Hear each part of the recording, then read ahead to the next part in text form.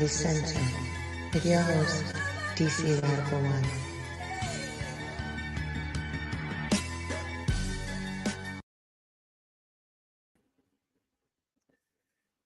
Greetings, Black family, and welcome to On the Wake Up Radio. I am your host, DC Radical One, and you have entered the center. Shout out to our wonderful producer, Cindy Ashby. You can check us out on SoundCloud, YouTube, iTunes Podcast, Google Play, Stitcher, Spotify, and iHeartRadio at On the Wake Up Radio. While I try to get myself together here. Yeah, I know, brother. I'm trying to do something and it's not letting me do it. So tonight's discussion, so I actually get myself together, we are going to deal with something that Black people don't talk about very much, for good reason. But it's very important that we have this discussion tonight because time is running out. And if this is not addressed now, the capacity for it to be addressed will not exist. So I think I'm just going to play the blues tonight because if people ignore what I'm about to say, they're going to be singing the blues tomorrow. Right? All right. So we got BB4 Day Straight Black Pride. You got ripped off in BB4 Day Straight Black Pride to Sister Farnessa. So I will see if we will have more people on or not while I wait for the crowd to come in. I just want to say, first of all, I want to thank the new subscribers. We've gotten a steady stream of subscribers coming in. I saw a handful more were added today when I wasn't paying attention. So I appreciate that. Even the people that don't like me, or come to disagree. I appreciate you too. Appreciate all the comments that were done. The boxing video I did Friday. A lot of comments. A lot of people come to argue and call me names and stuff, but they did not dispute the very core of what I said. I found that interesting. No one said that the dude didn't cheat. You know what I'm saying? So, it is what it is with that. You know what I'm saying? And I'm going to steal someone else's line because I got this from somebody else. Actually got it from a boxing chat. He say, facts over feelings, documentation over conversation. In tonight's discussion, we're going to deal with documentation of something that is taking place right now as we speak. That everyone, it should be 100,000 people in here tonight, but it won't be. And here's how life works. I'm going to tell you how it works. Things happen, right? The government does stuff, corporations or whatever, how people like to say stuff to corporations. And then somebody wakes up and realizes that a law's been passed, or someone bought up some land, or, whatever the case may be. And then regular people find themselves being unable to exercise some of their basic constitutional rights or their basic human rights. And then people say, we got to do something. And then somebody come up and be like, I told y'all about that 5, 10, 15, 20, 50, 100, 150, 200, 300 years ago. I remember I saw a clip of Dave Chappelle, and Dave Chappelle was talking about he said Dave Chappelle, if I remember it correctly, I mean I have it totally correct, but if I'm not mistaken, Dave Chappelle was like, I was talking to some white people, and they were like, man, the government has too much power. And he said he was listening. He's like, He's like, man, the FBI is corrupt. And he's like, man, we've been on that. And then, they started complaining about the government, so on. His response was, we, meaning black people, been on it. So this is what I'll say to any non-black person who listens. Over the centuries of us being here in America, and many black people have roots in America that go back before many Italians, many Germans, many Irish, all Eastern Europeans virtually. And a whole lot of other people who come here, right? That's how long we've been here. The biggest mistake non-black people make, BB48 to real black gentlemen, is they don't understand that black people are the canary in the coal mine, right? For those that don't know, way back, when coal mining was big, back in the day, people would take a canary with them, right? And if the canary suddenly killed over and died, that lets them know that poisonous gas was in the mine, and to be careful in the mine, right? That's where the term canary in the coal mine comes from. Black people have always been the canary in the coal mine. Non-black people usually don't pay attention when things happen to black people. But then, when the things that happen to black people apply to everybody or to some other group, then they call black people and say, will you help us fight? It don't even matter what it is, fill in the blanks. Or if they don't do that, what they'll do is they'll take laws we fought for and then try to apply those laws to themselves, right? That's what you see that all the time. Like, when I say all the time, I mean all the time. Now, tonight we're going to discuss that. I'm going to prove that this is a standard tactic, and it's a tactic being used by a specific group of people for their benefit. And I know that they invented this playbook. Anybody else of that playbook is really stealing from them, right? Because they've always been using us as cannon fodder for their political agendas. So when you ever heard Kwame Ture, I think he was Stokely Carmichael at the time, say, we shed our blood. He's like, we shed our blood for the right to vote. We shed our blood for this and that and blah, blah, blah, blah, blah. He goes on and on, talking about all the things that black people shed their blood for. There's a particular group of people who have benefited from us shedding our blood for those rights. And we're going to talk about that tonight. So tonight's discussion is really, I titled it Western Israel. And if you've been following and you've been looking at the show, you should be familiar with the Western Israel concept. Now, Western Israel versus the Constitution. Now, somebody can go like, all right, DC, what in the world does that mean? Here's what I'm saying. I'm saying the new regime of Western Israel that controls the United States of America is now making war with the Constitution through the United States government. You didn't hear what I said.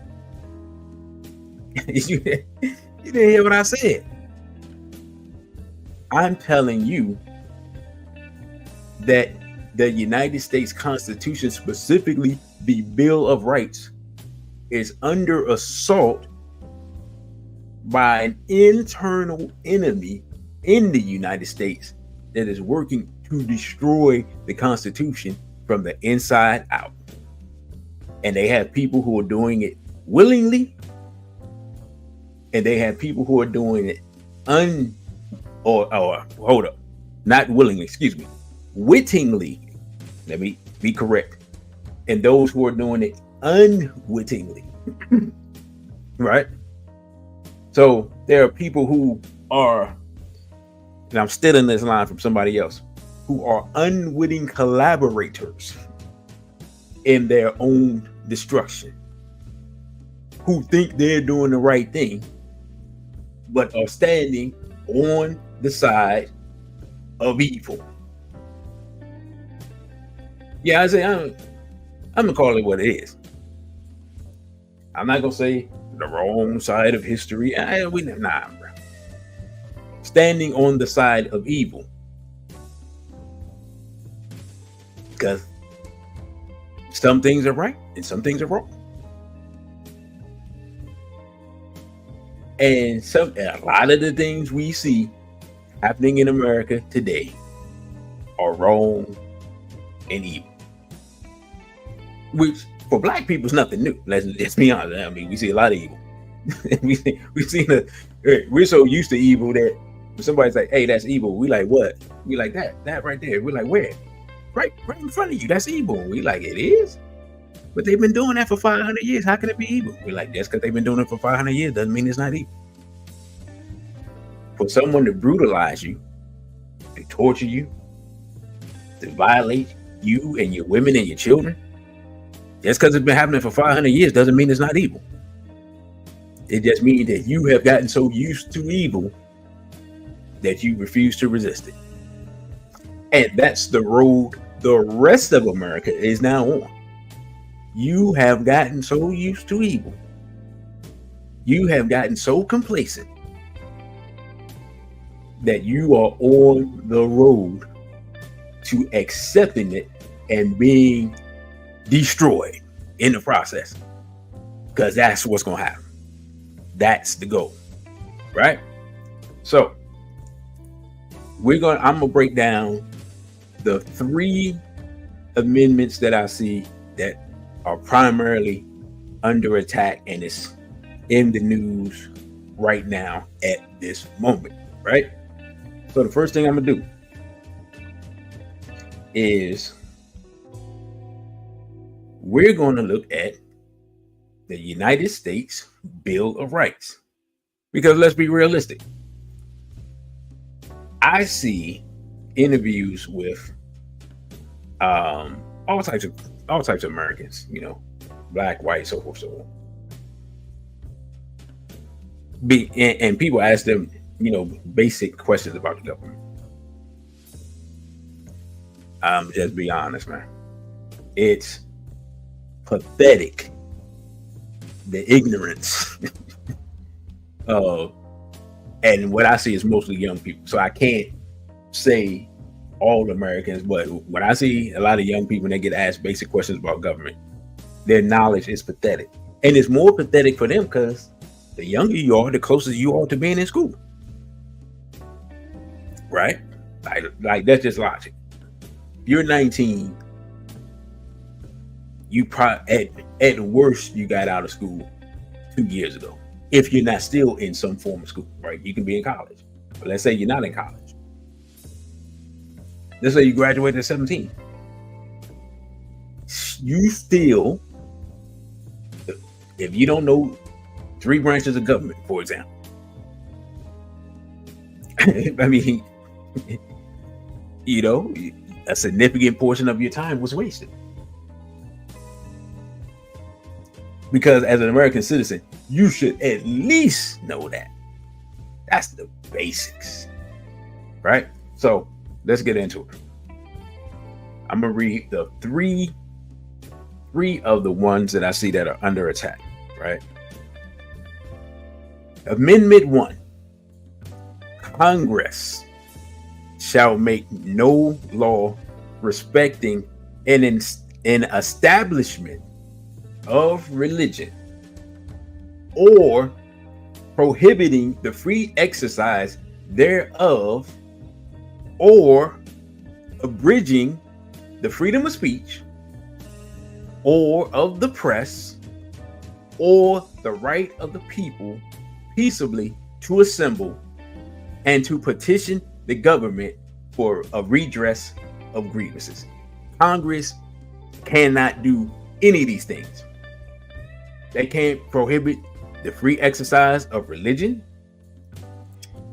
your rights to freedom of speech, your rights to freedom of the press, or the right for the people to peacefully assemble and petition the government for redress of grievances. Now, okay, DC. All right, yeah, yada, yada, blah, blah, blah. Why are you talking about that? Because right now, at this moment, Congress is making laws about prohibiting the free exercise of religion, abridging the freedom of speech, and attacking the right of the people to peaceably assemble. Which means if you can't do all that other stuff, then ain't no way in the world you can get to the point where you can petition the government for redress of grievances. Because I just told you that you can't speak and you can't assemble. Right?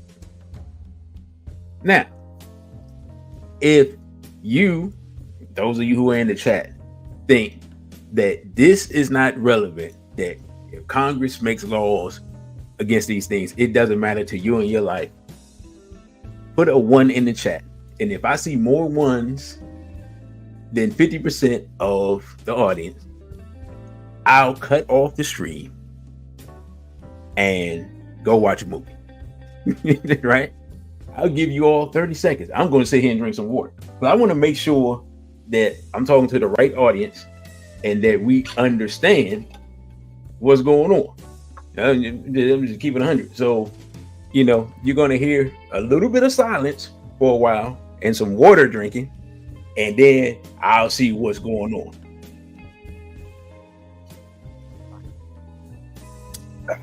All right. That's about, okay, we up to about 10, 15 seconds. I'm giving y'all time now. I want y'all to think about it. I don't want to sit up here and waste my time and tell y'all all this and then y'all go back to sleep. All right. So I see a bunch of zeros and some lack. Y'all think I'm joking? I'm serious. I turn this mic off. If I'm, what I'm saying, if I'm wasting my time and nobody cares, I turn the mic off and go watch another Planet of the Apes movie. All right. Now, Amendment 2, a well-regulated militia being necessary to the security of a free state, the right of the people to keep and bear arms shall not be infringed. Let's stop right there. The right of the people to keep and bear arms shall not be infringed. Maybe I should have looked up infringed. Because to me, when we have these debates about this gun law and that gun law, and whether you can do this or that, the right of the people to bear arms shall not be infringed. Once I read it like 4 times, I was like, okay, it's written funny at the beginning, but I don't see where in the Constitution you can make laws to keep the people from arming themselves. Now I'm gonna tell you why this is important, right? Because nobody thinks about this, but this is really what it's about. Because you gotta remember what America was going through when it's founded. If another country is invaded, right? Oh no, I got a perfect example. Now check this out. This shows you how important it is for a populace to be armed. When Muammar Gaddafi in Libya when he found out the U.S. was going to invade, you want to know what he did? He's like, oh, nah, they coming to invade? He handed out AK-47s to the people. He's like, hey, their army is bigger than our army. Their technology is better than our technology. Arm yourselves and defend yourselves. Everybody now is a member of the Libyan army. Come get your guns. He didn't ask people about their politics. He asked people who was Muslim and who wasn't. He asked people, have you been a supporter of mine or not? He said, oh, invading the country, here go your guns. Defend yourself. Defend the nation. You say, all right, what that got to do with America? Here's what I'm saying. Because we have the Second Amendment, the government, if America was invaded, which America is being invaded if you're paying attention, but that's another discussion. Before they straight black pride, brother Kevin, the government doesn't have to tell you defend yourself, because America's the most armed populace in the world. So in reality, the thing that people would naturally do, America already put into, it's written in the DNA of the nation through the Second Amendment. So when we see the Second Amendment attacked, right? Why is it important to maintain this? Because I was still from Brother Genie. He's like, when the First Amendment comes under attack, it's the Second Amendment that protects it. If they take away the Second Amendment, you ain't got no more amendments to worry about. You see what I'm saying? Because ultimately, let's just be honest here. Ultimately, if worse comes to worse, and the government decides that they want to do whatever the worst thing you can think of, American citizens ain't going down without a fight. Somebody gonna die. Right, wrong, or indifferent. Regardless of what side you're on, taking the rights of American citizens who have the Second Amendment isn't going to be done without a fight. But again, black people are the canary in the coal mine. If you're a black person or a white person, where Hispanic, whoever you are, and you live in California, you want to know why your gun laws are so strict? Because the Black Panther Party. It was the Black Panther Party who began defending themselves, arming themselves, defending themselves against the police. They were literally walking around with shotguns and other weapons publicly because they were exercising their Second Amendment rights. And then the California, their legislature passed the Mulford Act, which would limit them being able to carry their guns. And so, right, you can look all this up. Bobby Seale and a group of Panthers we had some type of charge against him, so that's why he didn't go. They went to the legislature, went in there, and as they went in, they passed by future president of the United States, who started running away, Ronald Wilson Reagan. If you don't believe me, read Bobby Seale Seize the Time. When they went in, they didn't know which way to go. They asked the brother. He told them go this way. The press can't show it up. We're like, oh my God, what's going on? Negroes with guns. And they went the wrong direction. And instead of them going to the part where you're supposed to be able to observe the legislature, they went on the legislative floor with their guns and read the statement that Huey and Bobby had wrote up. And ever since then, California has been slowly but surely fighting against the Second Amendment. Like I said, black people are the canary in the coal mine. But see, white people didn't have no problem with that in 1968. Now,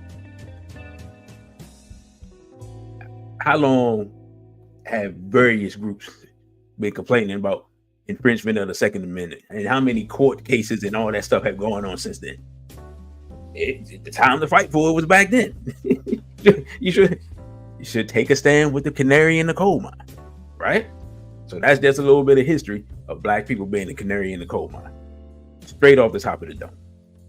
Now, the next act that's under attack: the right of the people to be secure in their persons, houses, papers, and effects against unreasonable searches and seizure shall not be violated, and no warrant shall issue but upon probable cause, supported by oath or affiliation, and particularly describing the place to be searched and the persons or things to be seized. Right?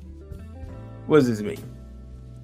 It means that the government has no right to be searching you, your house, your papers, or your effects. Now, in this day and time, see, this is beautifully written, because papers and effects can be updated to technology. This is to your data and information right here, papers and effects, right? Against unreasonable searches, so they can't be searching for you for no reason, nor taking anything that you have, including your digital information. This shall not be violated, and no warrant shall issue but upon probable cause. So not only should that not be violated, but we not even supposed to issue a warrant for you to look for the stuff unless you actually got a reason to look for it, right? Now,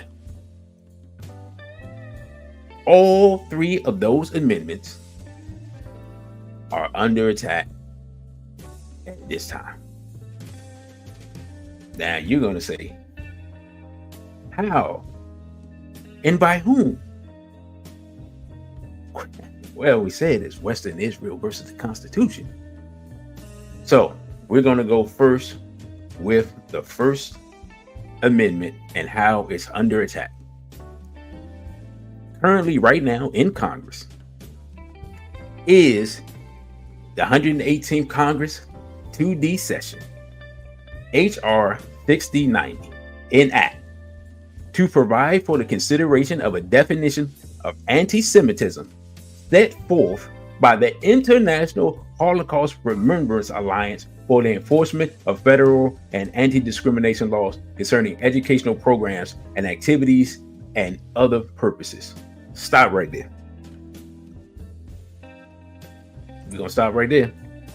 It's like, bro, you haven't even got to the act. I know I haven't gotten to the act, because why is the United States Congress implementing a definition of a word in English based upon an international body? Think about that.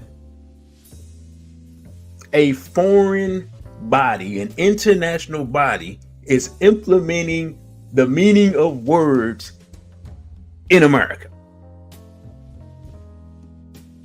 And your government is going along with it.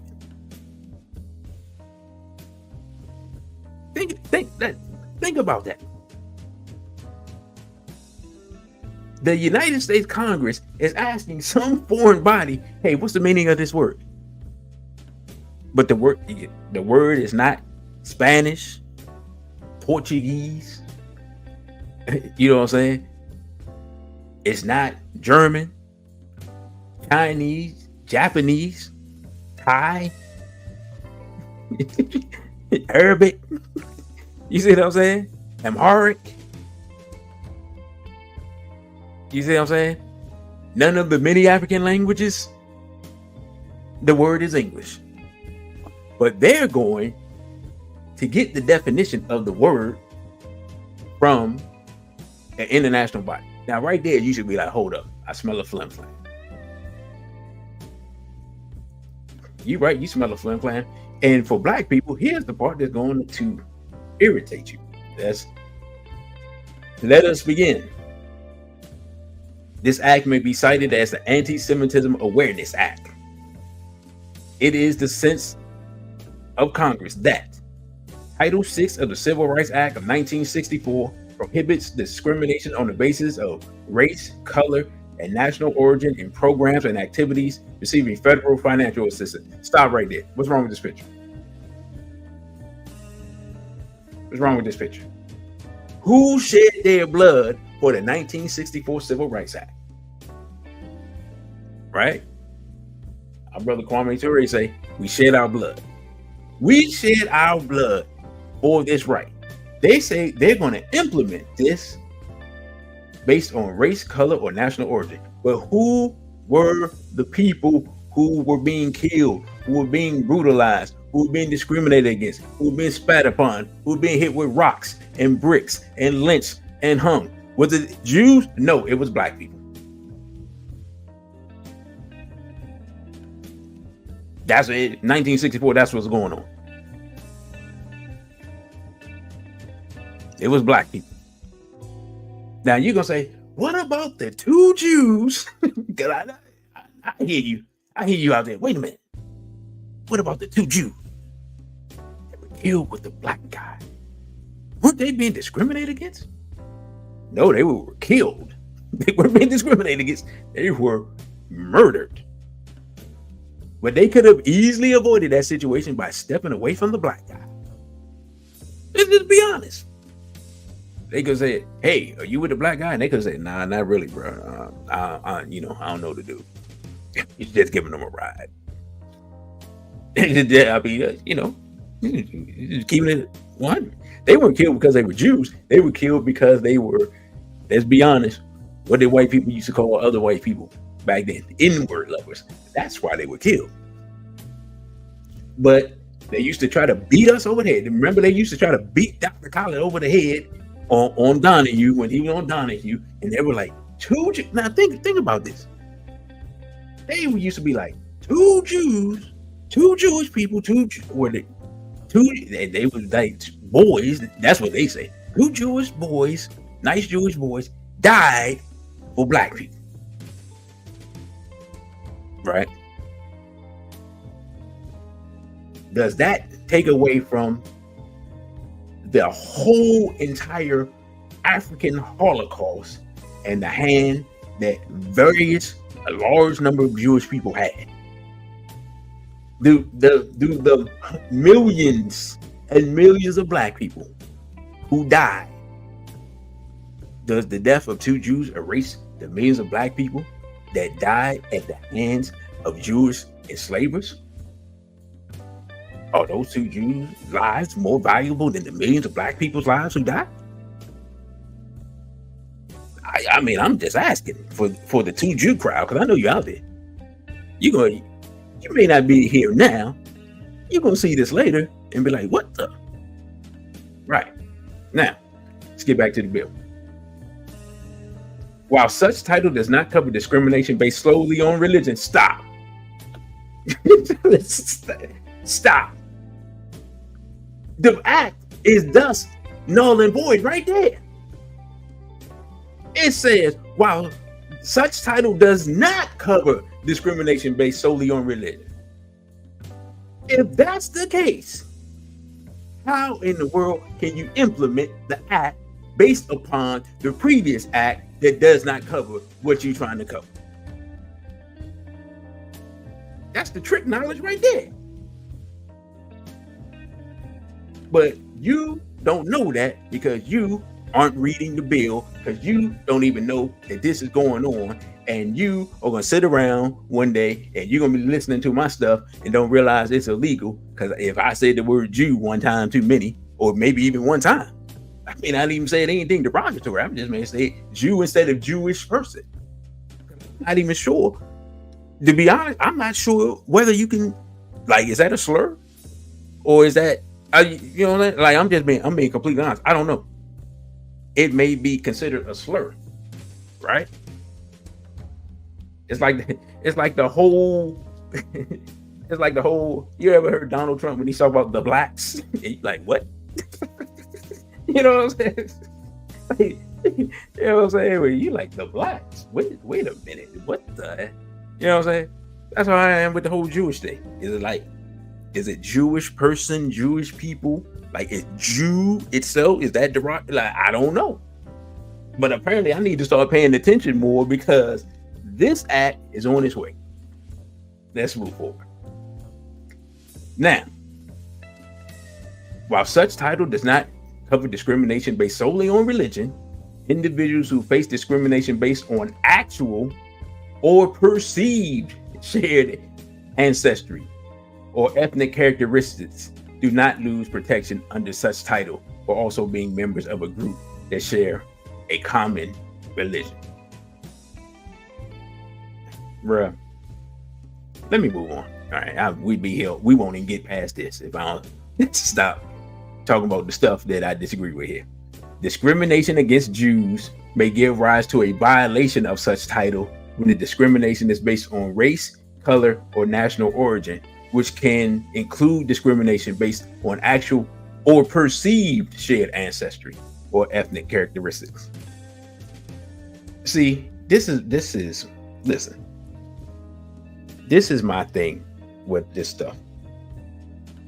This is what I've always said about everyone trying to take black people's place and what angry white people call the oppression Olympics. Right? When black people are discriminated against, you know how we know? Because everyone can see black people from a mile away and like, here comes a black person. We don't like black people. Let's do something to them. I'm gonna be honest. I'm gonna speak for black people. Now, if there's some black people who don't agree with this, all right, then y'all better than me at identifying. If random white guy comes into a place I'm at, let's say I'm eating, and he comes in and he has the little yarmulke on his head, I'm going to say, oh, that person's Jewish. If random white guy, same white guy, takes that off his head and he walks in with his wife, guess what he is to me? He's random white guy. I have absolutely no way of identifying this person. Right? I can take some guesses if I know his name or something. But if it's random white guy and he walks in, I don't know who he is. He's a random white guy. So the idea that there's even a perception, right, by a random person is, to me, that's a fallacy. Now, said it is the policy of the United States to enforce such title against prohibited forms of discrimination rooted in anti-Semitism as vigorously as against all other forms of discrimination prohibited by such title. Now, it says, as noted in the U.S. National Strategy to Counter Anti-Semitism issued by the White House on May 25th, 2023, it is critical to increase awareness and understanding of anti-Semitism, including the threat to America, improve the security for Jewish communities. 3, reverse the normalization of anti-Semitism and counter anti-Semitic discrimination. 4, expand the communication and collaboration between communities. Right? Now let's go to the findings section. Oh, no, let's bypass the findings section. Let's go to the most important part here. Forget the findings. We don't care about that. Respectfully. Let's go to the definitions of anti-Semitism. For the purpose of this act, the term definition of anti-Semitism means the definition of anti-Semitism adopted on May 26, 2016 by the IHRA, of which the United States is a member, which definition has been adopted by the Department of State and includes the contemporary examples of anti-Semitism identified in the IHRA definition. Stop right there. You know what that means? That means we got to go to the IHRA definition. And another thing, let me tell you. Listen. The U.S. National Strategy to Counter Anti-Semitism was issued on May 25th, 2023. Y'all want to know what May 25th is? Been traditionally celebrated for about the last 50 years or so. It's literally been African Liberation Day. So they made up laws to fight anti-Semitism on African Liberation Day. It's just a note. They probably don't know, but they probably do know. Now, because of that, we have to find the, and I hope I still got it up, because if I don't, I'm going to be very irritated. Do I have the IH? Because I had it earlier because I was talking to somebody. In fact, I was talking to Brother Gene. Let me see. Let's see. This is our Bill of Rights. This is 6090. Aha! All right, here we go. The International Holocaust Remembrance Alliance. Working definitions and charters. Working definition of anti-Semitism. In the spirit of the Stockholm Declaration, with humanity still scarred by quote-unquote anti-Semitism and xenophobia, the international community shares a solemn responsibility to fight those evils. Now it's evil. See, I got a radical report talking about whatever happened to evil, but I done found it. So I might have to not even put that out. A radical thought. Despite those evils, the Committee on Anti-Semitism and Holocaust Denial called the IHRA plenary in Budapest. Where? In Budapest. Is Budapest in America? No, Budapest is in Hungary.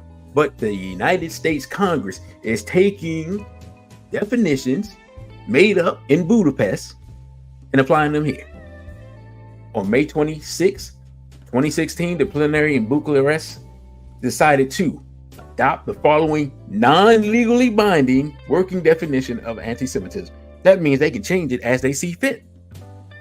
Because it's a working definition, which means they can come and change and mix, dilute, and tamper with. It says anti-Semitism is a certain perception of Jews which may be expressed as hatred towards Jews. Rhetorical and physical manifestations of anti-Semitism are directed towards Jewish or non-Jewish individuals and or their property, towards Jewish community institutions and religious facilities. Right? So, the United States government is going to they're using this definition for anti-Semitism. Now, if you are a United States citizen, you need to take notes. If you're a white United States citizen, you need to take notes. If you're a black United States citizen, you need to take notes. If you're Asian United States citizen, you need to take notes. If you are a Hispanic United States citizen, you need to take notes. If you are a Native American United States citizen, you need to take notes. I don't think I've left anyone out, but if you are other United States citizen and you need to take notes, if you're thinking about coming to the United States, you need to take notes. And if you want to come up with a reason to leave the United States, you need to take notes. All right. Now, understand these laws or these definitions are in the law that is in Congress that has been passed by the House and will be reviewed by the Senate shortly. Here we go. Number one, calling for, aiding, or justifying the killing or harming of Jews in the name of a radical ideology or an extremist view of religion. Let's stop right there. Now, first of all, hold on.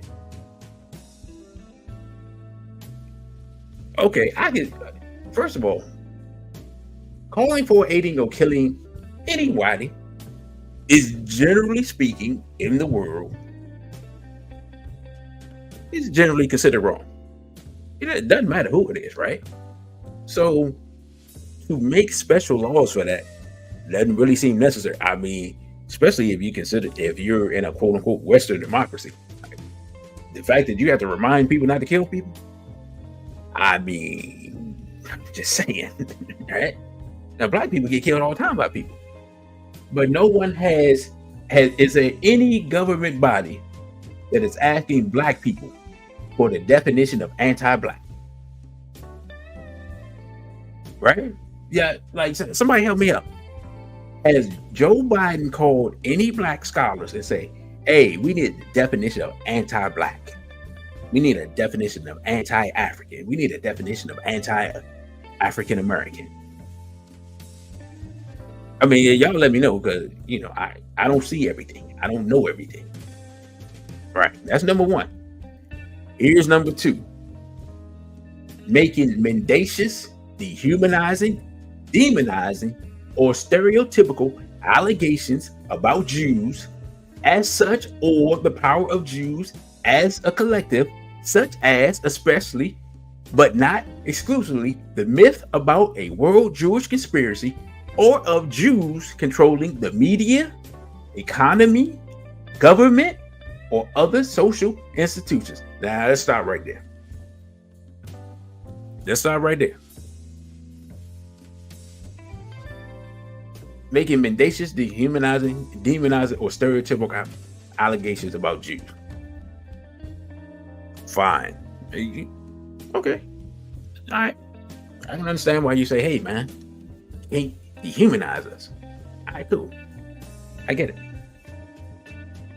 That as a part of quote unquote anti-Semitism. All right. But let's stop right here. It says, or stereotypical allegations about Jews as such, or the power of Jews as collective. Wait. Well, what do you mean? What allegations? What myth about a world conspiracy? And what about the Jews controlling the media? Like, so here's my question.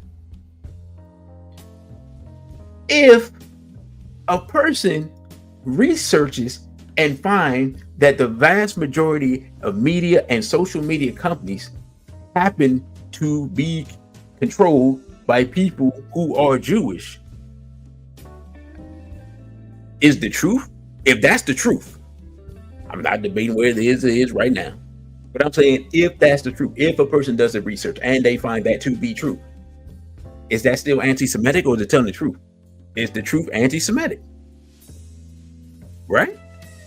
Because I got questions, because the bill is on the table, so we got to find out what's going on right now and figure out what's happening.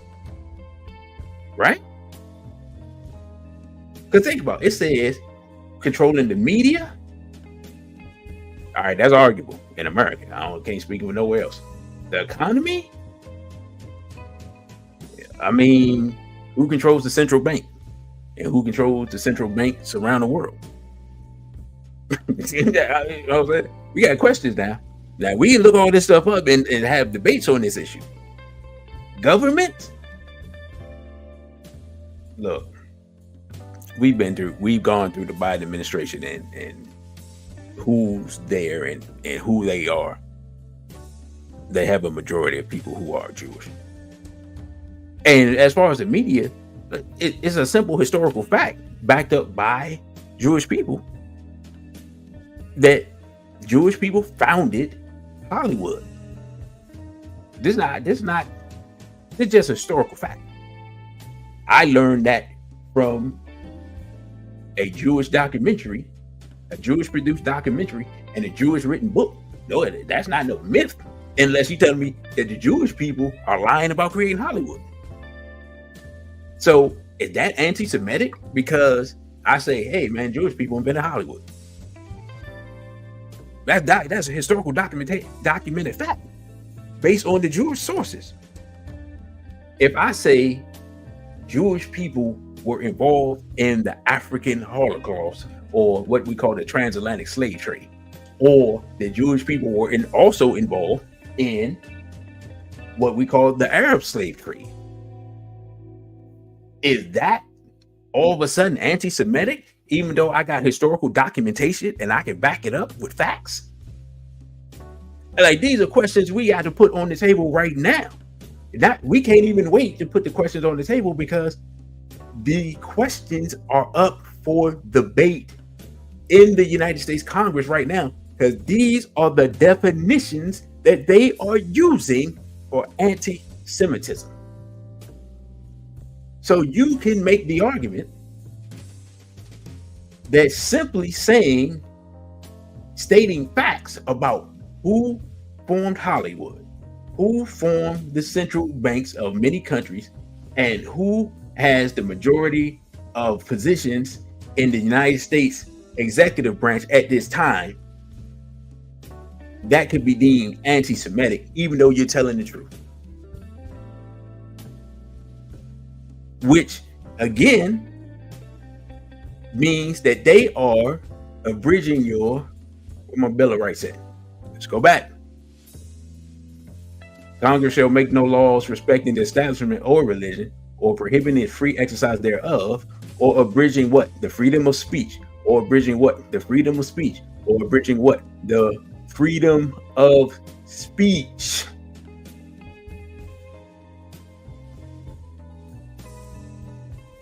So you're taking a definition by international body and utilizing it to abridge my freedom of speech. And this is going on in the United States Congress, literally while I'm speaking. Let's move forward. Accusing Jews as a people of being responsible for real or imagined wrongdoings by a single Jewish person or group, or even acts committed by non-Jews. Now let's stop right here. Right now, Israel is destroying Palestine. So it says, accusing Jews as a people of being responsible for real or imagined wrongdoing. Hold up. It almost went by. Listen, it almost went by. Let's stop. Accusing Jews as a people of being responsible for real wrongdoing committed by groups of Jews. Are y'all paying attention yet? This is the definition before Congress that is anti-Semitic to accuse Jews of being responsible for real wrongdoing by Jews.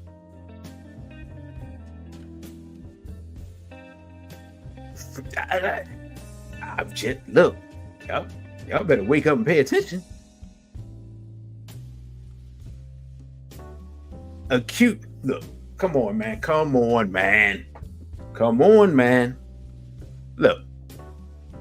Look, pay attention to this. Accusing Jewish citizens of being more loyal to Israel or to the alleged priorities of Jews worldwide than to the interests of their own nation. Hey, listen, man. It's anti-Semitic, according to the United States Congress, to point out that Jewish people may happen to be more interested in the rights of Israel than they are the rights of America.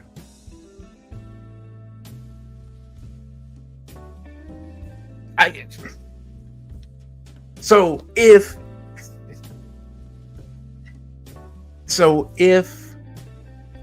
a Jewish person or group of people, straight black pride, the brother Jirake, are doing things that are more beneficial for Israel than they are for America, which is happening right now because the United States Congress is implementing what I'm reading to you at this moment. And this does not benefit the vast majority of people, but benefits the 2.5% of people who claim to be of Jewish origin here in America more than it helps the 97.5% of people in America. But you can't say nothing about it because, according to them, that's anti-Semitic. Man, is this mic on? Are y'all listening? Are y'all paying attention?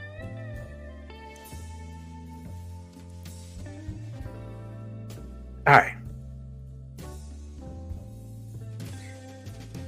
Now, it says, denying the Jewish people their right to self-determination by claiming that the existence of the state of Israel is a racist endeavor. In other words, calling quote unquote Israelis colonizers is considered it's considered anti-Semitism. Let me see. Okay. Oh. Oh my goodness. Here we go. Listen. Using the symbols and images associated with classic anti-Semitism, e.g., the claims of Jews killing Jesus or blood libel that characterize Israel or Israelis. Hold up. Wait a minute. Wait a minute.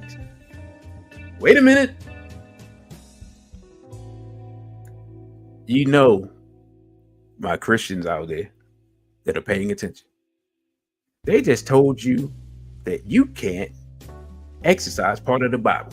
Now, y'all gonna say, before they straight black pride brother Desaline, y'all gonna say, man, how do you get that from that? How you gonna say that they saying that people can't believe in the Bible? That's not what that says. Okay.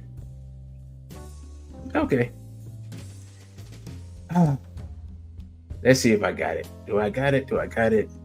Please tell me I didn't accidentally delete this. Let's see. Nope, that's the Fourth Amendment one. Man, if I cannot find this, I'm gonna be so mad. Because I can't. Oh, I'm mad right now. Okay.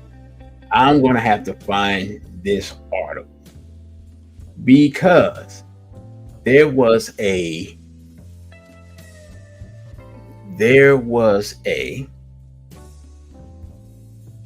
Christian religious group,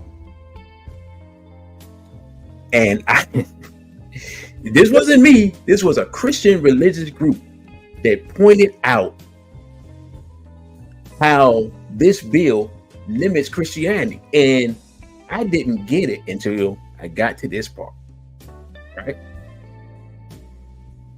They consider classic anti-Semitism the belief that the Jews are responsible for the death of Jesus. Now that's a key point in the New Testament. Now the question is, why in the world would they attack the New Testament? And why would they want to ban that or say that that's anti-Semitic? Here's what I'm gonna do. Before I go and find that document that those Christians put out, because I'm gonna find that, we're gonna break out the book. We're gonna break out the good book, right? We're gonna break out the Bible. And this is John, right? The 8th chapter of John. And we're going to go down. It says, ye shall know the truth, and the truth shall make you free. And they, the Jews, answered him, we be Abraham's seed, and were never in bondage to any man. How sayest thou that we should be made free? Now let's stop right there. Let's stop right there.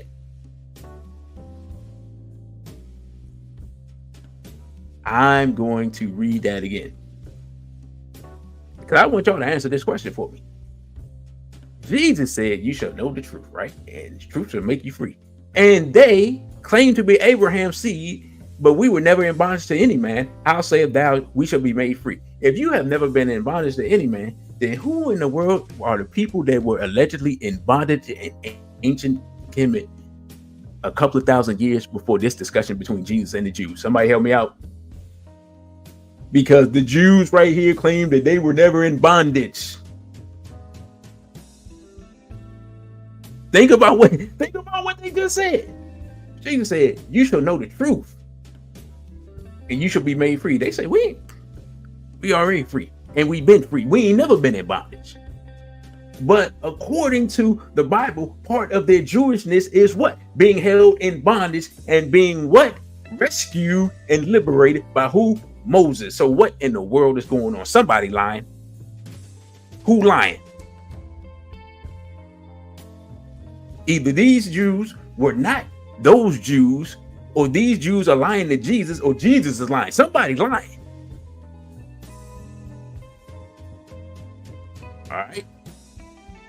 let's go back in the book, because you know what black people say, I goes by the Bible.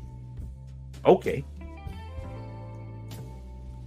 Jesus answered them, said, verily I say unto you, whosoever committeth sin is the servant of sin. And the servant abideth not in the house forever, but the Son abideth forever. And if the Son therefore shall free you, you shall be free indeed. Right? And he said, I know that ye are Abraham's seed, but you seek to kill me, because my word hath no place in you. I speak that which I have seen with my Father, and ye do that which you have seen with your father. Right?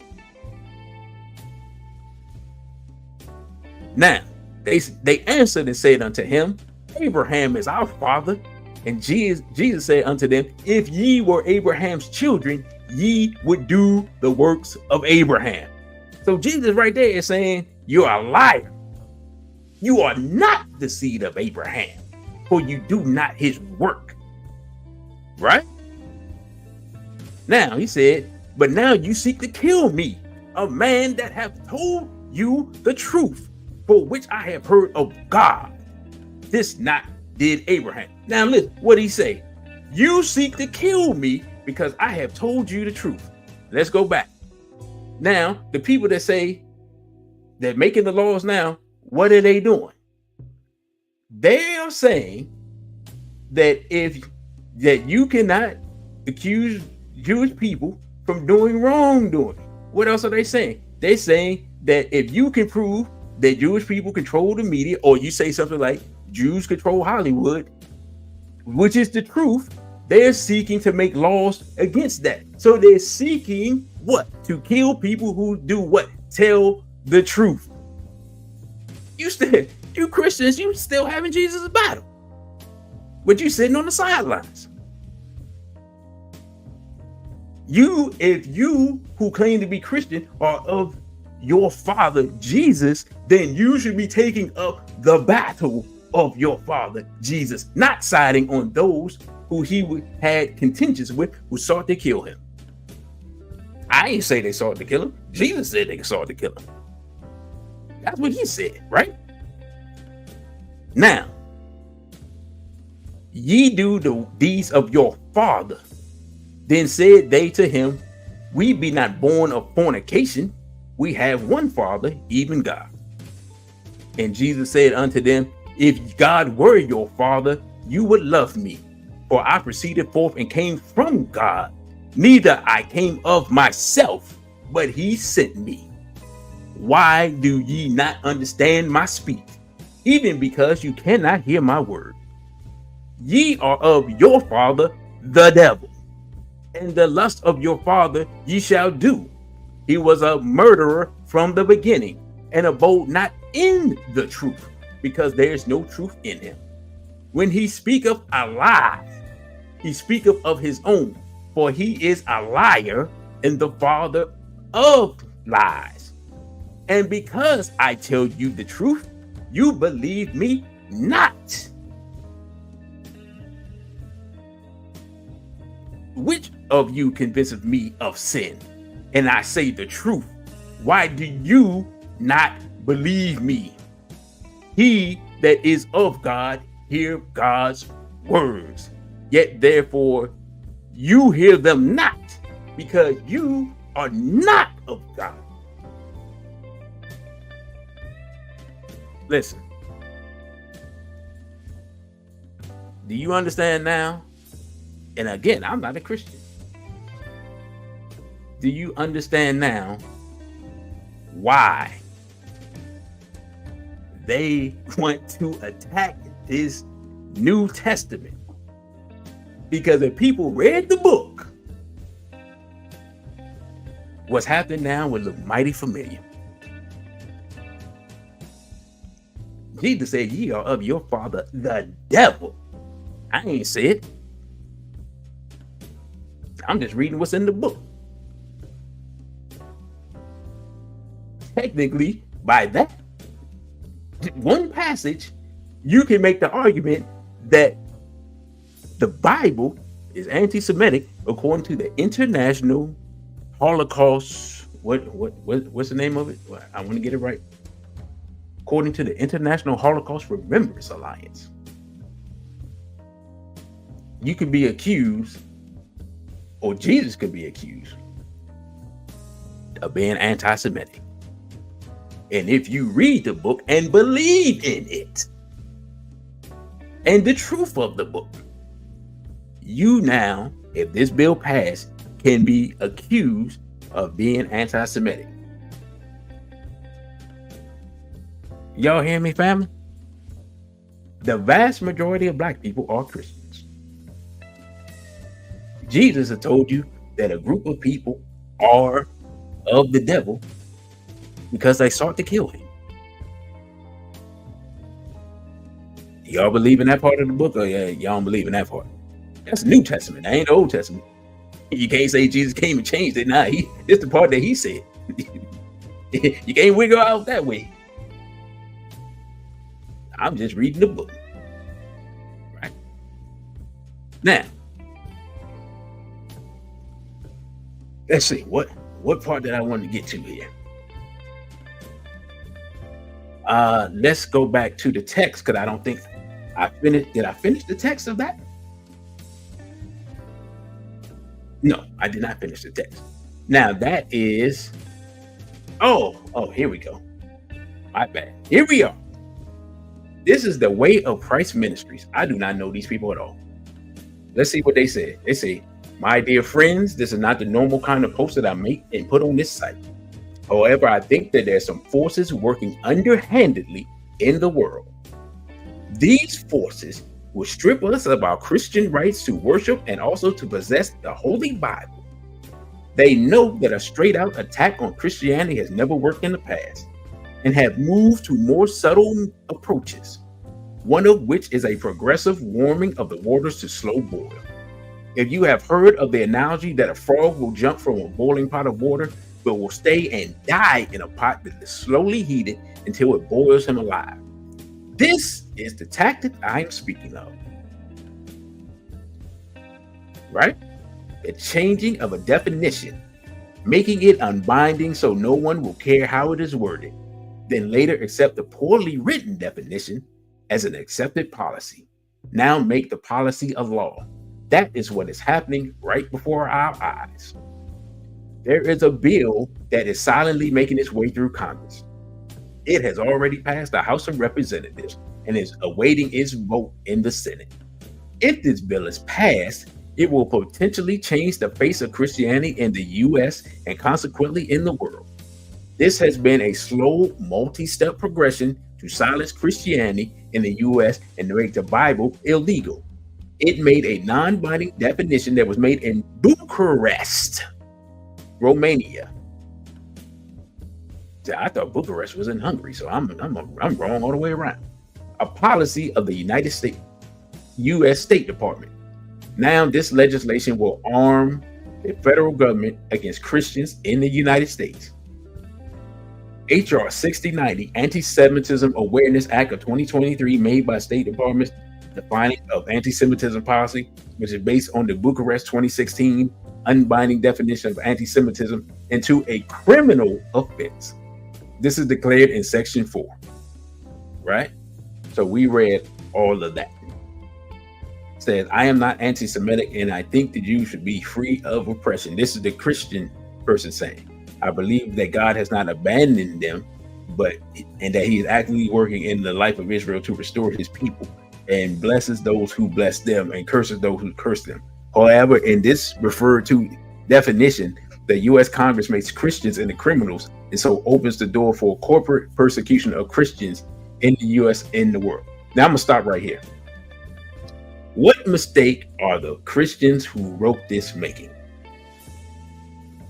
They're saying, hey, I ain't got nothing against Jewish people, but we got to watch out for this. Who's pushing the law?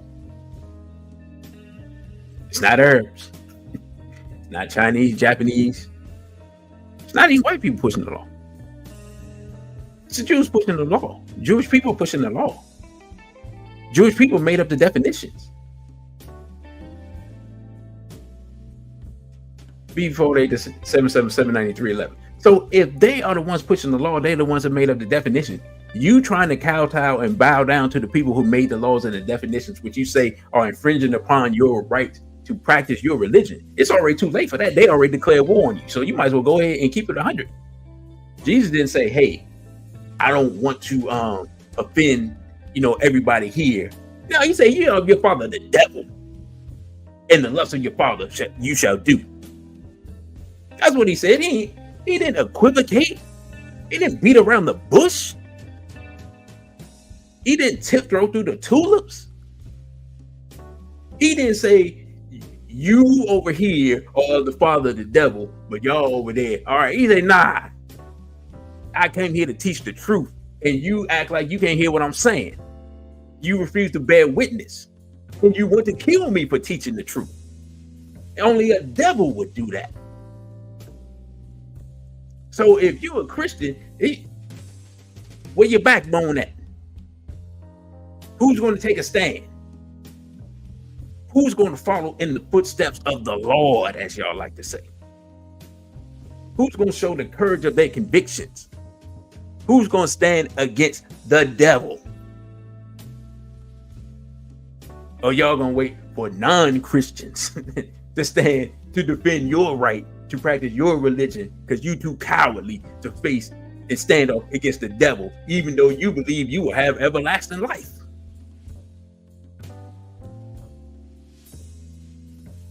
Let's go back to the document.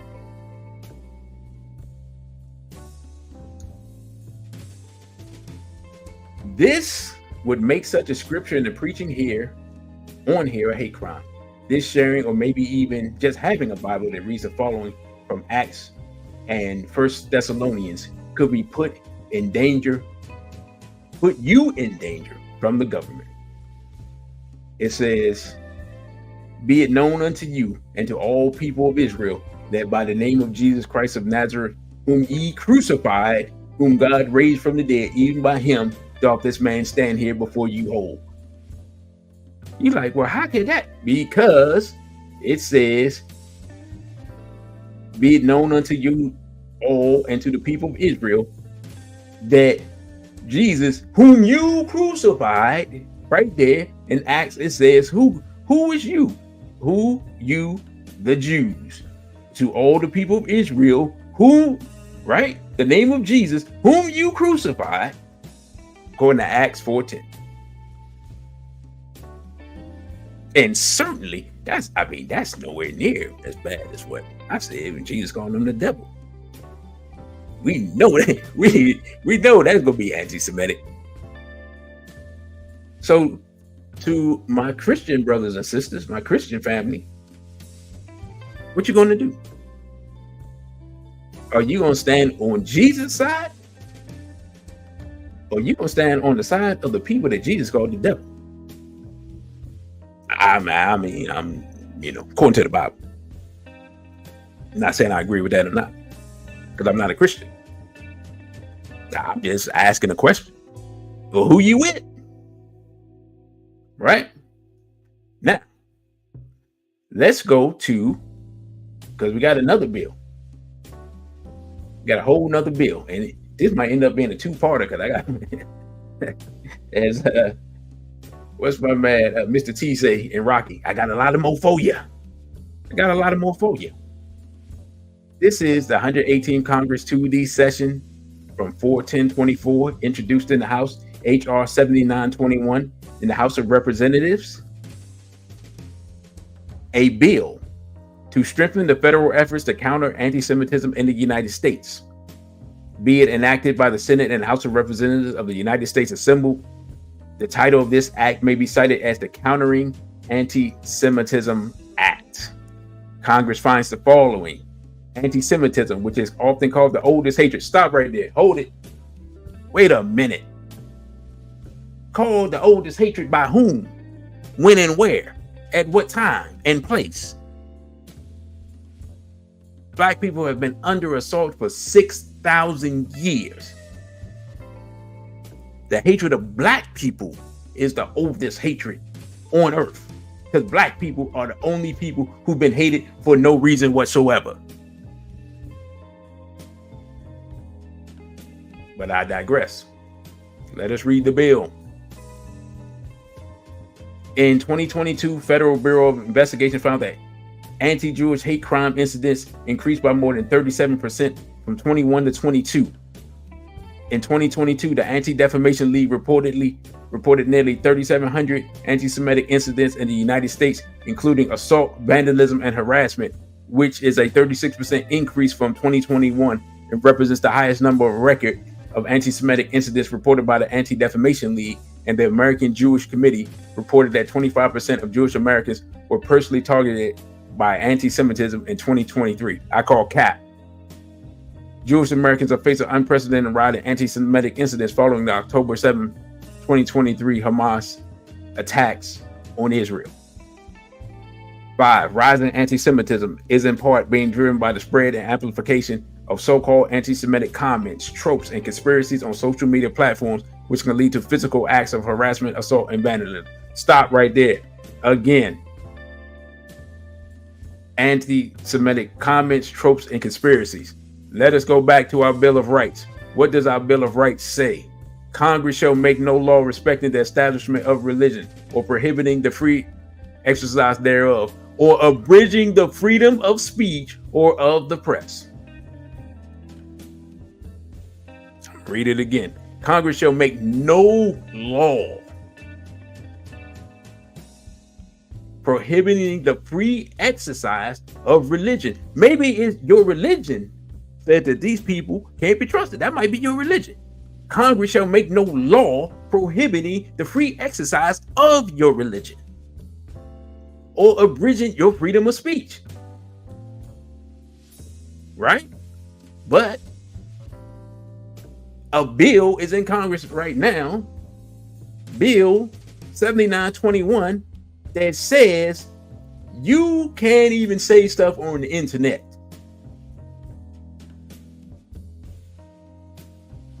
Now, let us look into the claim of rising anti-Semitism. Why? Because documentation beats conversation. This is from Statistica. Number of victims of hate crimes against Jewish people in the United States in 2022 by crime type. Let's take a look at it. 726 victims suffered from destruction, damage, or vandalism. 322 victims, intimidation. I don't know what the actual definition of intimidation will be, right? Like, is that just somebody walking up and being like, I should smack you? 103 instances of assault.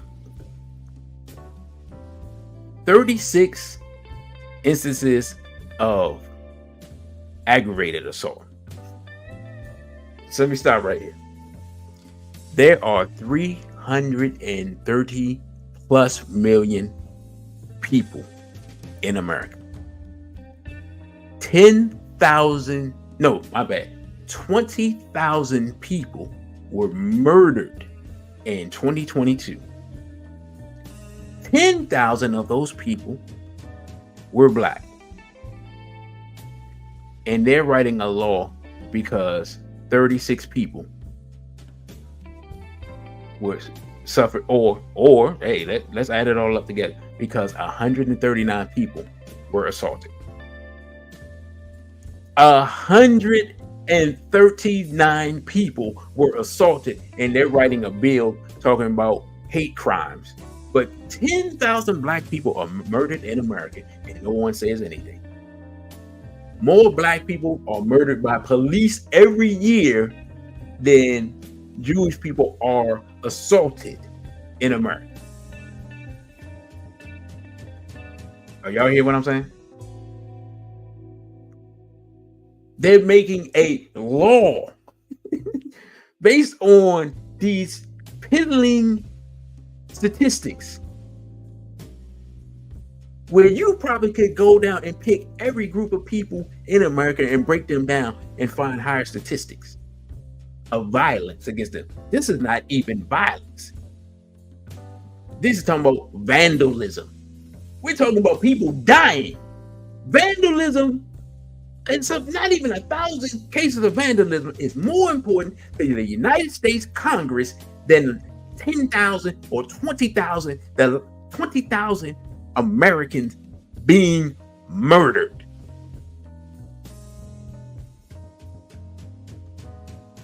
Are y'all hearing me?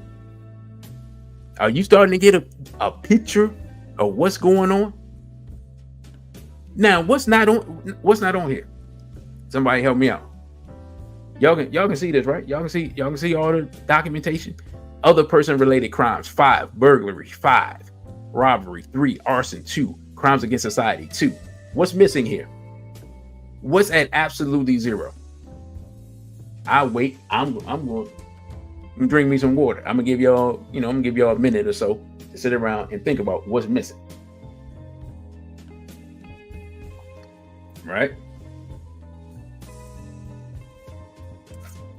Anyone? No one has an idea what's missing on this chart. It should be obvious too. It should be real obvious because I gave y'all a clue.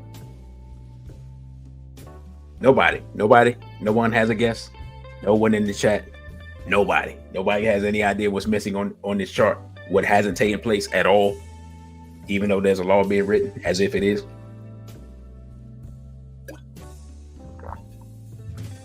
Thank you, brother. There's not one documented case of a murder based on anti-Semitism, based on these 2022 crime statistics. The United States government is telling you that there is an epidemic of anti-Semitism, and not one single solitary Jewish person, according to this documentation, has been murdered for their Jewishness. Now, how many black people are killed every day because they're black? Black people are killed by white people because they're black. Black people are killed by the police because they're black. Black people are killed by Hispanic people because they're black. Black people are killed by Asian people because they're black. Let's be honest. Black people are killed by black people because they're black, right? Right? Let's just keep it a buck. Let's be real. We have self-hatred. How many times have you black so-and-so or you N-word this been uttered, and then somebody pulls out and blasts half the time their friend or brother or something? Right? We seen black people killed by Chinese people. Now, Chinese people generally don't even commit a lot of crime, but they'll take a time out to kill somebody black. They figure they can get away with it. Yeah, shot him because he's black, and I thought he was stealing. Right? Ain't that what the shop owner always say? Thought he was stealing. Thought she was stealing. Remember the sister in LA way back in the day? What was her name? Latasha Harkins. I apologize if I got the wrong name. She killed the sister even though she paid for the stuff. She shot her in the back of the head. Wasn't no law written. Wasn't no congressional subcommittee set up about the murder of black people. No one cared then. Nobody cares now. But you're gonna tell me that nobody hasn't even punched a Jewish person in the back of the head and made them fall down and hit the head on the concrete and die while yelling anti-Semitic slurs, but we having a national emergency.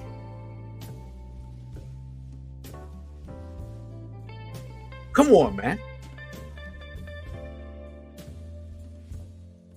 Let's go back to the text. Now, again, look at this part. This part number 12. This part is important. Anti-Semitism can have unique characteristics, including the evolving use of quote unquote conspiracy theories. Now let's stop right there.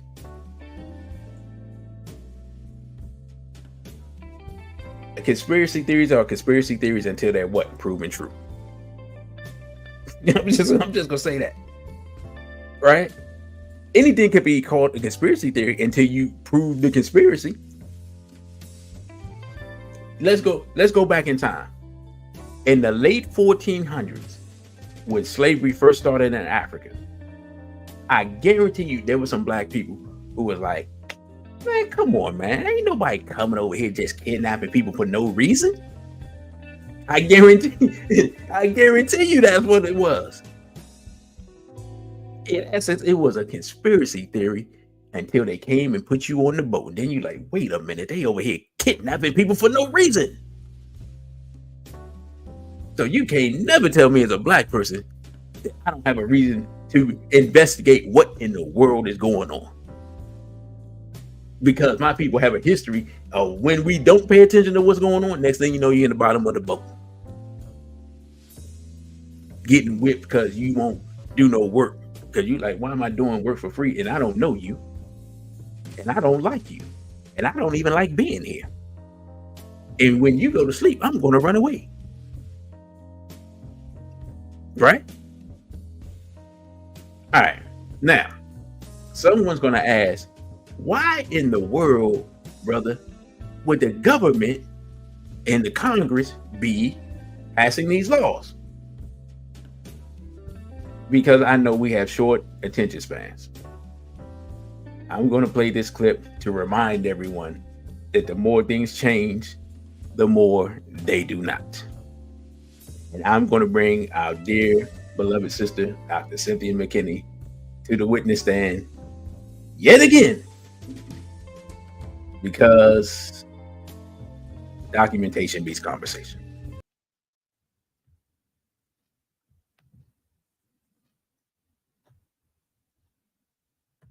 There is tremendous pressure inside the political process to make sure that the voters stay aligned inside either the Democrat or Republican parties. Why?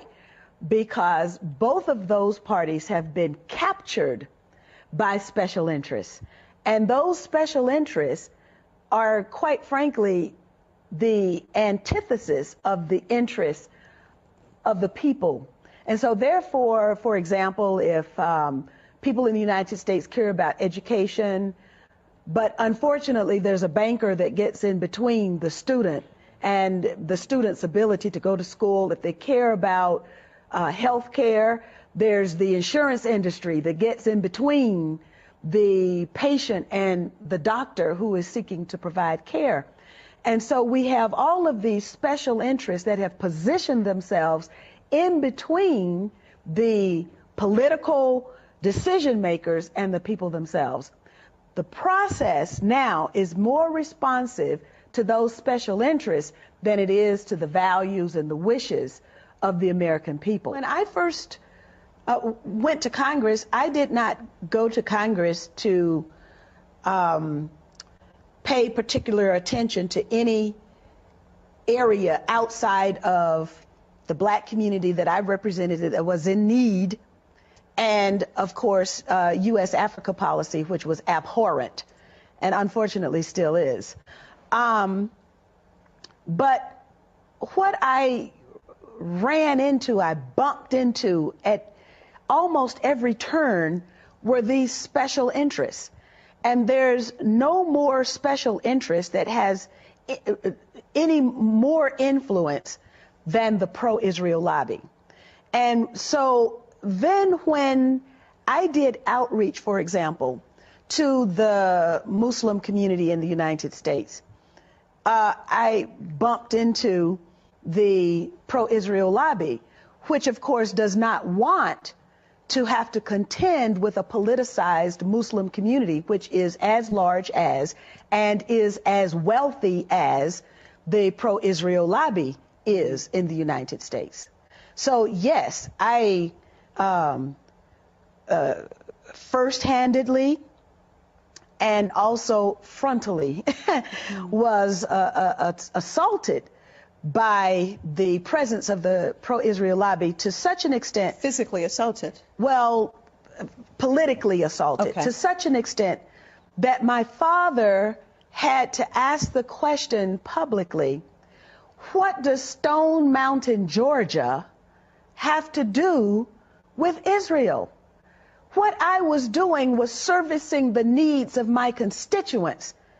And I was not allowed to do that because I did not toe the line on U.S. policy for Israel. What line is that they wanted? Were you told directly that you had to toe a line, or explain that to me? Well, every candidate for Congress at that time had a pledge. They were given a pledge to sign. And I was new on the scene.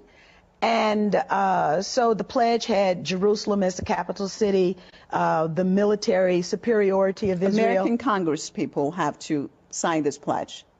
Yes, you sign the pledge. If you don't sign the pledge, you don't get money. So, for example, it was almost like water torture for me. My parents observed this. I would get a call, and the person on the other end of the phone would say, I want to do a fundraiser for you. And then we would get into the planning. I would get really excited because, of course, you have to have money in order to run a campaign. And then 2 weeks, 3 weeks into the planning, they would say, did you sign the pledge? And then I would say, no, I didn't sign the pledge. And then my fundraiser would go kaput. I made it public. This probably nobody had said anything about it. But I made it public, and then, you know, the excuse was, well, you know, those were just overzealous advocates for Israel. So then the tactic changed. And but this is what is done for 535 members of the United States Congress. 100 senators, 435 members of the House of Representatives have to now write a paragraph, which basically says the same thing. So it's not a pledge, but it's a paragraph, and you post it, and, you know, there are these forums you have to go to at the synagogues or whatever. And then, you know, if you don't perform appropriately, then you don't get money to run your campaign. The problem is that it requires an awful lot of money to run a campaign. And whether it's a woman's organization, an environmental organization, people can read about this on the internet if they're interested. If you go to thomas.loc.gov, that is the official United States Congress website. And if you put in the name Gus Savage, because Gus Savage was a black member of Congress who was targeted by the pro-Israel lobby.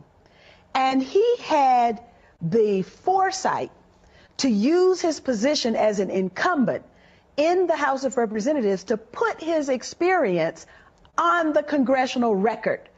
For the entire existence of the United States Congress now, people will be able to access his experience.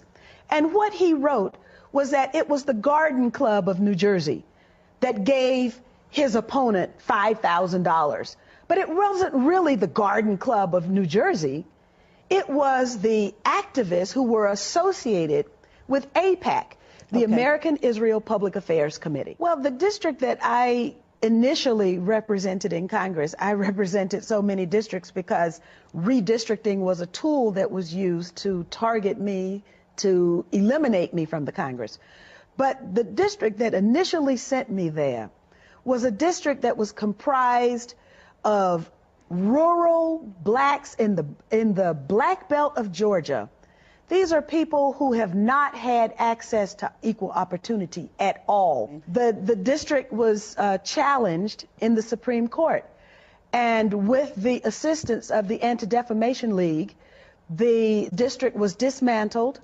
It generally takes about $250,000 minimum to take a case from filing up to the Supreme Court. And the people who filed the lawsuit to dismantle they challenged my ability to represent the people of that particular district. Who were these people? Well, actually, interestingly, there were 5 white citizens, one of whom had been the white male candidate that I defeated in the Democratic primary. And they were aided and abetted by the Anti-Defamation League.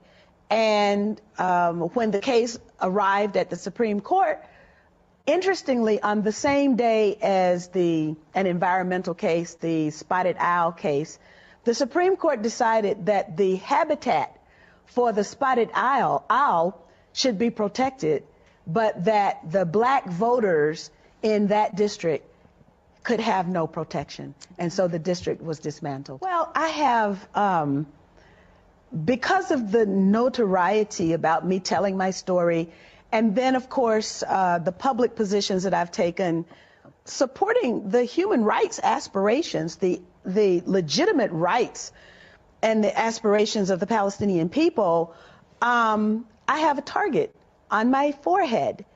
And that then means that every means that is available to the pro-Israel lobby will be utilized to make sure that I do not ever occupy a position of authority. Now, fortunately for me, there is a very large peace community that is interested in change. And they would like to have a tested, experienced voice representing them in that very hall of Congress so that they can at least have their voices heard, even if they can't change the policy. But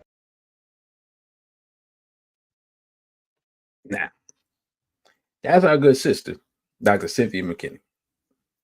Now, you're going to say, all right, DC. All right, hold on. That was then, this is now. And there's no way that our government, especially the Congress, could possibly still now be working for other nations. I refuse to believe that, brother. I think you are just being paranoid. I got a 1 minute clip, and I want y'all to just pay attention, and then I'm going to ask a question.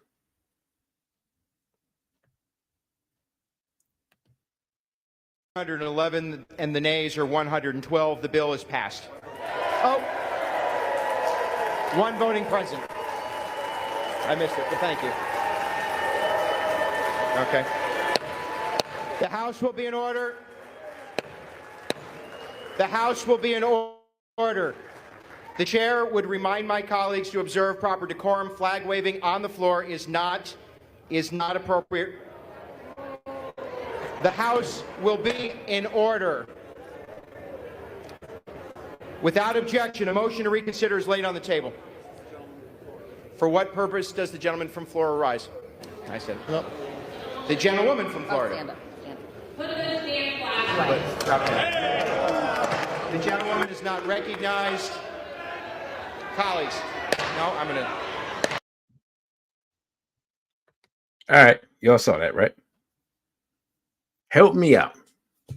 That was the United States Congress celebrating the passing of a bill. What flag were they waving? I know it's a 7-second delay, so I give y'all half a minute. What flag was being waved in the United States Congress? And what flag was not being waved in the United States Congress? Anyone? Anyway? You know, should I break out the Jeopardy music? I don't have Jeopardy music on my computer. Anyone? Nobody knows? All right, let me ask this. What flag was not being waved by your United States congressman? Let me ask you that. Nobody. Because y'all saw the flags being waved, right? Y'all saw that. So I'm trying to figure out what flag was being waved and what flag was not being waved.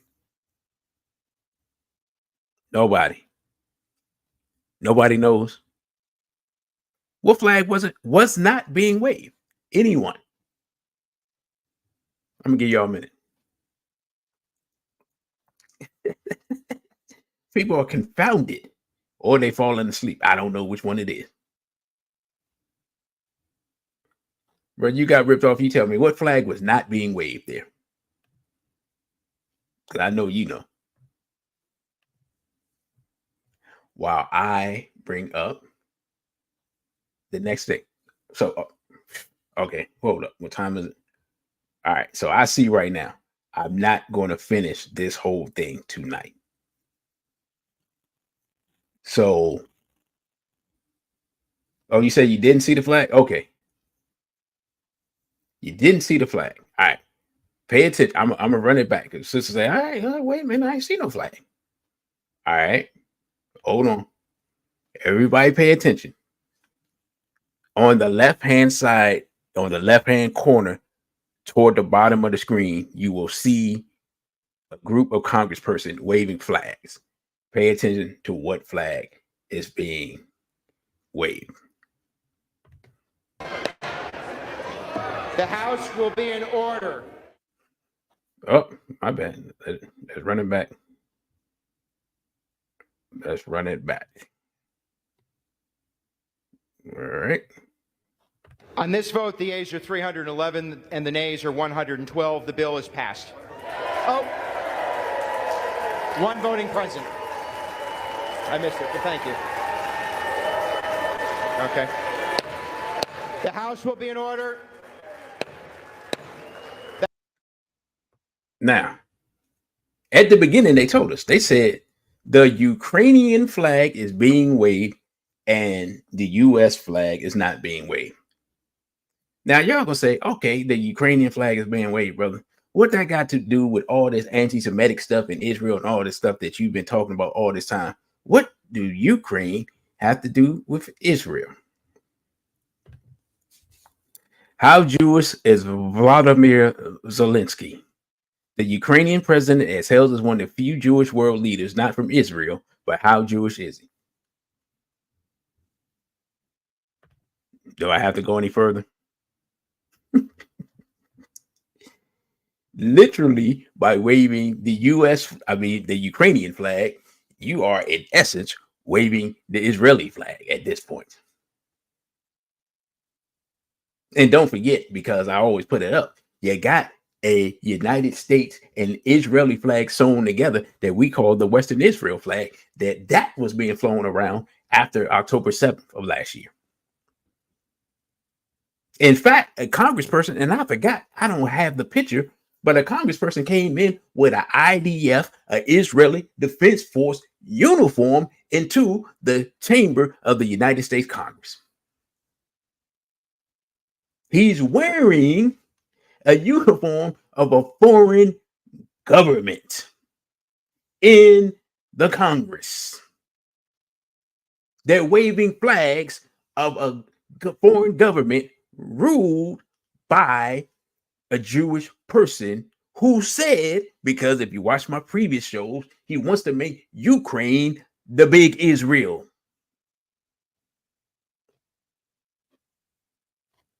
I'm not making it up because I've given you the documentation. The documentation beats the conversation.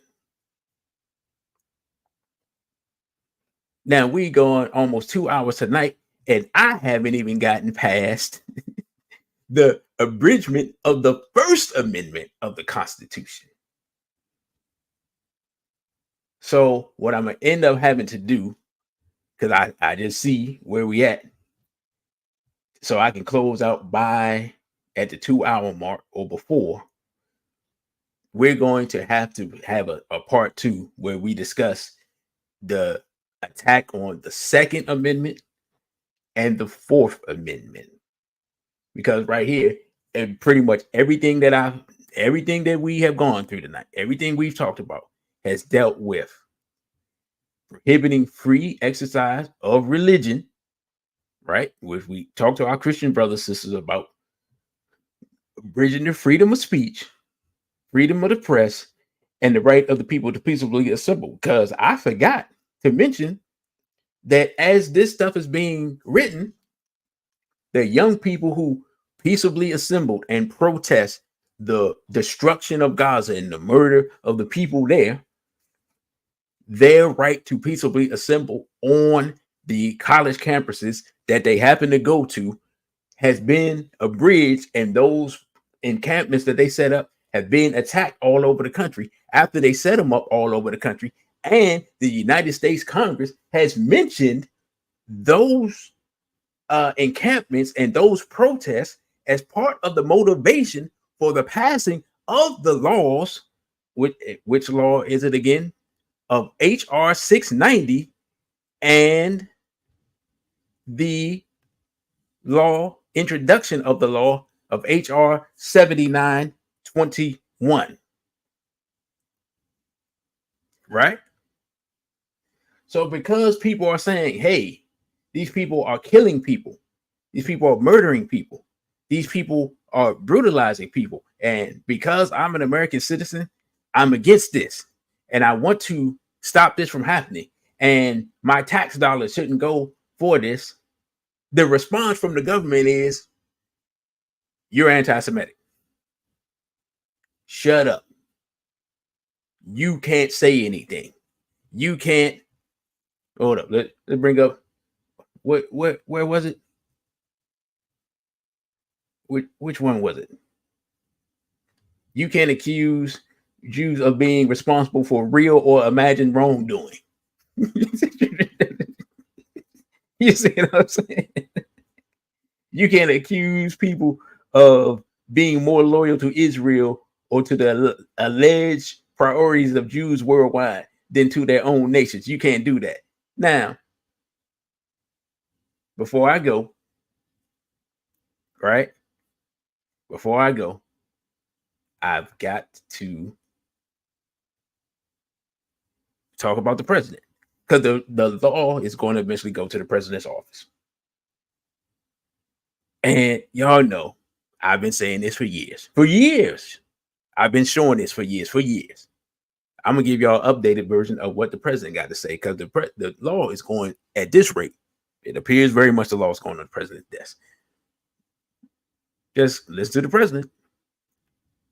An Irish poet named William Butler Yeats, and he wrote a line.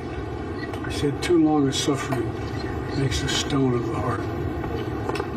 Too long a suffering makes a stone of the heart." The thing that I found in just this real quick meeting with all of you is none of your hearts have turned to stone yet. Every one of you talked about what you have to do.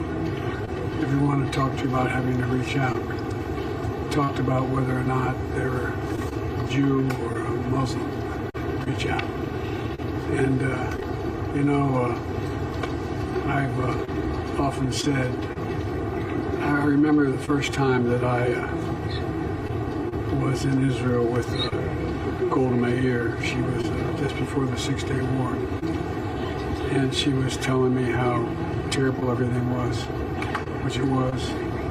She kept flipping the maps up and down behind her, and all of a sudden she looked at me and she said, "Would you like a photograph?" And I thought, that's unusual. And she just got up and walked out that door outside her office. And we're standing there having a photograph taken like you and I are standing looking at the press. And she, without looking at me, she turned to like this. She said, "You look worried, Senator." I said, "I am." She said, "Don't worry, we Jews have a secret weapon in our fight. We have no place else to go." Well, the truth of the matter is, if there weren't in Israel, we'd have to invent one. The truth of the matter is that I believe that, as I went home and said, I got in trouble at the time, but it's true. You don't have to be a Jew to be a Zionist. You don't have to be a Jew to be a Zionist. And I think the security and safety of Jews worldwide is anchored in the continued vibrance of the state of Israel. That's what I think it's about at its core. And so I've admired you all, this country for so long. And I'm convinced that more people know your responses to what's happening, as opposed to just what war and peace is about. The more. All right. Just in case y'all couldn't hear that. He's talking about he met with Golda Meir way back in the 60s. And he repeated, as he has repeated repeatedly, you don't have to be a Jew to be a Zionist. And he talking about how much he loved the Jews and he basically worshiped the Jews. Right? Now, the president of the United States swears on the Bible and solemnly swears to defend the United States, the Constitution of the United States of America. He's going to pass this bill. But what does the Constitution of the United States of America say? Let us read again. It says, Congress shall make no law respecting an establishment of religion or prohibiting the free exercise thereof, or abridging the freedom of speech or of the press, or the right of the people to peaceably assemble and to petition the government for a redress of their grievances. The right of the people to peaceably assemble is being abridged. The right of the people to petition the government for a redress is being abridged. The right of freedom of speech is being abridged. The only thing that hasn't been abridged is the right freedom of the press, because the press has been back in Israel 100%. And people's religion is being abridged. So if the president of the United States signs this law, when he has pledged to defend the Constitution of the United States, the president of the United States, by signing this law, has committed an act of treason and has gone back on his pledge to defend the Constitution of the United States. Somebody stop me when I'm lying. And the only reason he would do that is because he believes that the interests of the people of Israel supersedes the Constitution of the United States of America. You have voted for a traitor if he signs this law. I want y'all to think about that.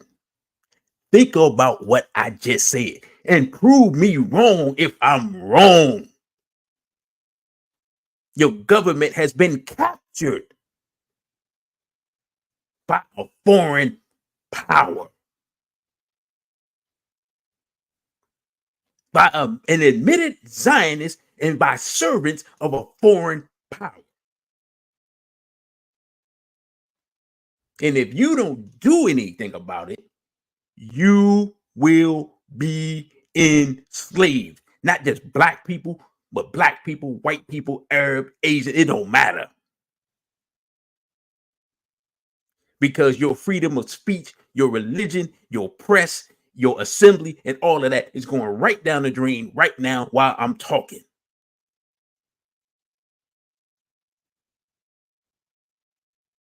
And nobody else is going to say it as bluntly as this.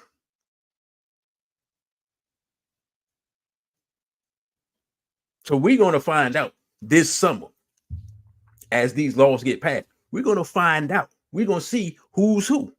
We're going to see who has the courage to stand up for what they claim they believe in. We're going to see who claims to believe in the Constitution, who really believes in the Constitution, who really believes in the Bill of Rights, who really believes in Americanism.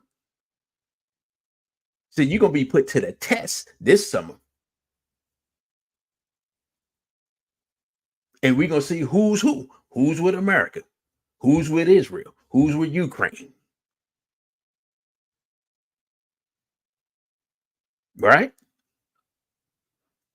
Because that's where we at right now. And I just spent 2 hours just breaking down how they're destroying the First Amendment. I haven't even got to the Second Amendment and the Fourth. So I'm going to say this. You can follow me on Instagram at dc.radical1, the Twitter DC_radical_ONE. You can go to OTW2 because this is going over there because this probably going to be taken down at DC Radical 1. You like to donate, you can donate via Cashapp, $DC_Radical1. And if you want to email me, you can email me at dc.radical_1@protonmail.com. So with that, brothers and sisters, I thank you all for listening. Don't forget to like, share, and subscribe. Share this with your family, your friends, your enemies, the people you like, the people you don't like, the people that's in America, the people that's not in America. You know why? Because if the people that aren't in America take a stance against this, the then American government is going to become knocking on their door, because we already know that's how it works. So this is a worldwide issue. It's just the fact that the battlefield right now is in America. So we're going to find out who's who in the coming days.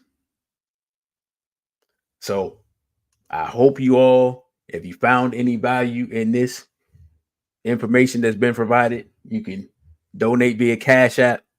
Again, you can go look up the Constitution and find out if I'm making up stuff. Even though you saw me read it up here, that's why I put it up.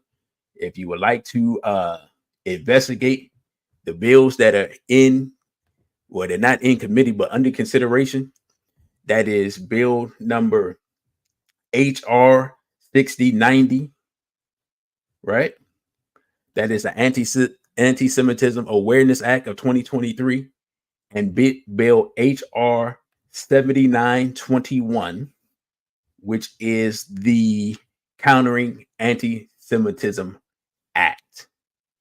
And also, for those of you who are not familiar with the Bible and you want to know what verse that was, that's the 8th chapter of John, starting at verse 32 on to verse 44.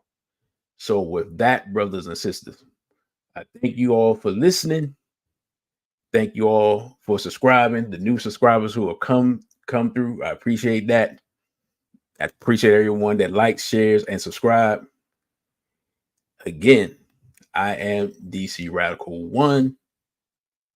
With that, I say a BB for Odie and straight black pride.